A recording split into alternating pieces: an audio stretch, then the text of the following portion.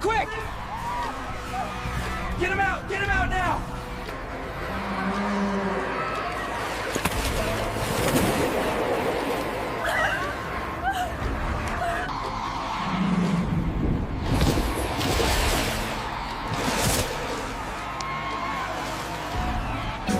The crowd came for wonder. For music, splashes, applause. For a brief escape from the ordinary.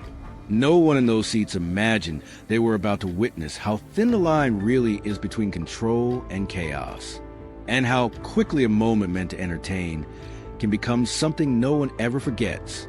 If stories like this matter to you, subscribe. We cover cases that deserve attention, even when they're uncomfortable. For decades, marine parks sold a powerful image: humans and orcas working in harmony. Trainers smiling beside animals weighing several tons. Trust, they said. Bond, they said. But behind the scenes, there were moments that didn't fit the narrative. Moments when the water went quiet, when signals failed, when trainers realized too late that something had shifted. Across the world, these moments followed a pattern. Take Loro Parque in Spain, December 24th, 2009. Trainer Alexis Martinez entered the water with Quito, an orca he knew well. Nothing dramatic at first, just a routine training session. But observers noticed something off. Quito lingered, positioned himself between Alexis and the platform. When Alexis tried to leave, the whale followed, slowly at first, then with intent. Signals were given, backup signals too. Quito ignored them all. He pushed Alexis down with his rostrum, released him, dove again, returned with Alexis balanced on his snout, then let him sink. Only after a safety net was deployed did Quito move away. By the time trainers reached the bottom, Alexis was gone. The injuries told a brutal story, but the deeper question lingered. How did it reach this point? Those who studied the environment pointed to chronic stress, shallow tanks, unstable social groups, intelligent animals with nowhere to go, nothing to do, and instincts that had nowhere to land. The tragedy didn't come out of nowhere. It built quietly over years. 3 years earlier, in San Diego, trainer Ken Peters experienced something chillingly similar. During a live show, orca Kasaka grabbed his foot and dragged him underwater. For 9 minutes, she controlled when he surfaced and when he sank. The audience watched, frozen. Peters survived, but this wasn't the first time Kasaka had targeted him. And it raised a disturbing possibility that these incidents weren't random glitches, but warning signs. Experts later noted Kasaka's calf was vocalizing from another pool that day. In the wild, those calls would matter. In captivity, they had nowhere to resolve. Stress without escape doesn't disappear. It redirects. Then there was Taku, a young male orca whose life was defined by disruption. Taken from his mother, moved between parks, attacked repeatedly by other whales, covered in scars so deep regular visitors could identify him instantly. In 2007, during a rehearsal, he dragged trainer Claudia Volhart underwater again and again. She survived with broken bones and lung damage. Afterward, all water work with him was stopped, not because he was evil, but because something inside the system was failing. Long before that, in 1971, SeaWorld learned a similar lesson the hard way. Annette Eckes, a public relations employee, was asked to ride Shamu for a publicity stunt. Cameras rolling, bikini on, for a few seconds. It worked. Then Shamu threw her, clamped onto her leg, and dragged her through the tank. Divers struggled to pry his jaws open. Annette survived, but the illusion of safety cracked. By 2012, audiences were still seeing the same story repeat. At Six Flags Discovery Kingdom, Orca shook a lunge onto the stage mid-show, slamming into her trainer and forcing the show to stop. Behind the scenes, trainers already knew she was unpredictable. She'd been left alone for months after her tank mate was removed. Orcas don't live alone. The law even recognizes that. But isolation had become routine. All of this leads to one name that changed everything. Tilikum. Captured off Iceland at just 2 years old, Tilikum's life was a sequence of confinement, bullying, and stress. At Sealand of the Pacific, he was housed with 2 dominant females in a tank barely wider than he was long. In 1991, trainer Kelty Byrne fell into the pool. Witnesses watched helplessly as the whales pulled her under again and again. She didn't survive. Years later, at SeaWorld Orlando, another body was found in Tilikum's tank. A trespasser, officials said. Questions remained. And still, Tilikum continued performing until February 24th, 2010. Trainer Dawn Brancho was experienced, respected, and deeply committed to her work. After a show, she knelt beside Tilikum at the pool's edge. Without warning, he grabbed her and pulled her in. What followed lasted nearly an hour. Efforts to intervene failed. When Tilikum finally released her, Dawn had suffered catastrophic injuries. She did not survive. Her death forced a reckoning, not just about one whale, but about an entire industry built on the idea that wild power can be fully controlled. SeaWorld eventually ended its orca breeding program, but for many, the change came after too much had already been lost. The crowd came for wonder, for music, splashes, applause, for a brief escape from the ordinary.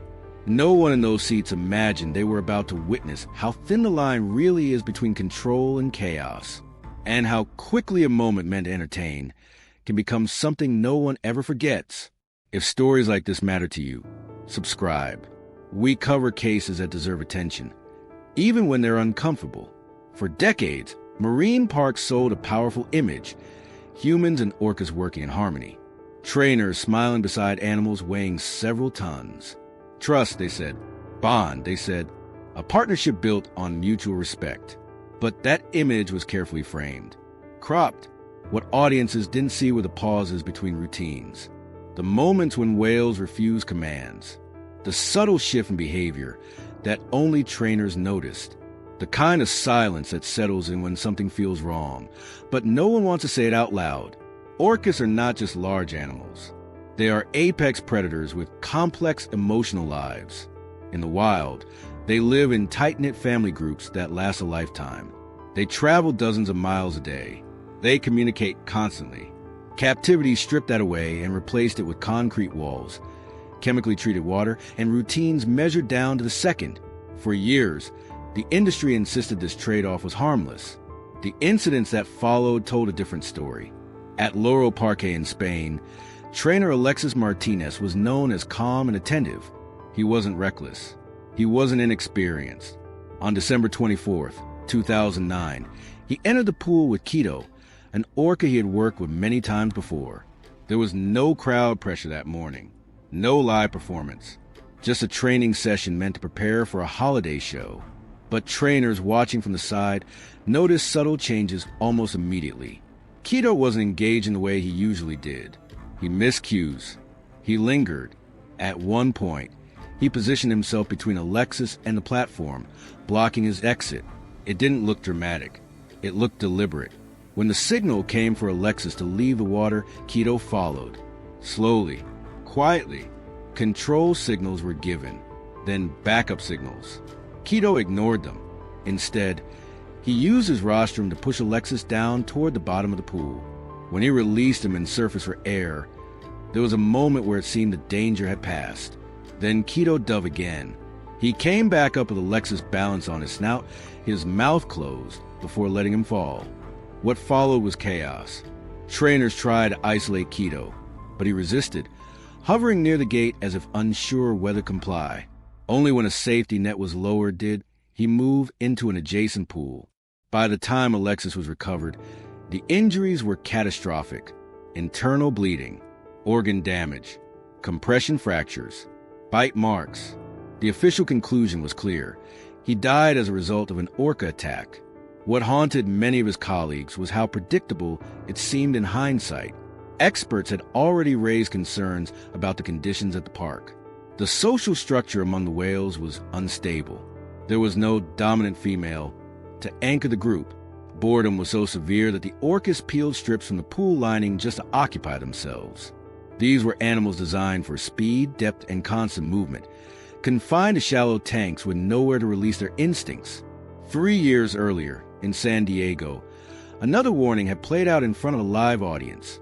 Trainer Ken Peters was performing with Kasaka, a female orca, during an evening show. The move was called a rocket hop, a maneuver that relied on precise timing and absolute cooperation.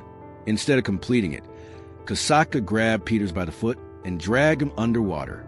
For 9 minutes, she controlled him completely, bringing him to the surface just long enough to breathe, then pulling him back down. The crowd watched, unsure whether what they were seeing was part of the show. Cameras kept rolling. Peters survived, escaping only when Kasaka loosened her grip long enough for trainers to create a barrier with a net. What made the incident impossible to ignore was that it wasn't the first time. Kasaka had attacked Peters years earlier. Same whale, same trainer. Peters later said he never believed she intended to kill him. He compared the risk to driving a car, knowing accident happened. But others weren't convinced, especially after experts reviewed the footage and noted that Kasaka's calf had been vocalizing from another pool. In the wild, that call would be answered. In captivity, it echoed unanswered, building stress with nowhere to go. That theme repeated again and again. Taku's life was defined by instability from the moment he was born. His own mother became aggressive toward him, biting and pinning him against pool walls. Eventually, he had to be separated for his own safety. He was shuffled between parks, placed into groups of other displaced whales who were just as stressed as he was. At Loro Parque, aggression was constant. Taku was at the bottom of the hierarchy, repeatedly attacked, his body covered in scars so severe that visitors could identify him instantly. In 2007, during a rehearsal, trainer Claudia Volhart placed her feet on Taku's rostrum for a routine foot push. Without warning, he yanked her underwater. Over and over, he repeated the motion, pulling her down, then surfacing. Colleagues rushed to intervene, eventually pulling her to safety. She survived with broken bones and lung damage.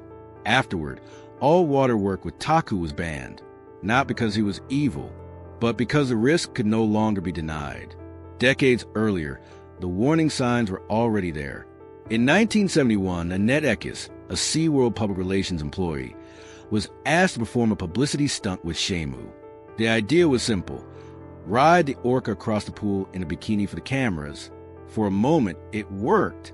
Then Shamu threw her and clamped onto her leg. Divers struggled to force his jaws open, terrified that one wrong move would cause even worse injuries. Annette survived, but the lawsuit that followed exposed how casualty risk had been normalized. By 2012, audiences were still being reassured.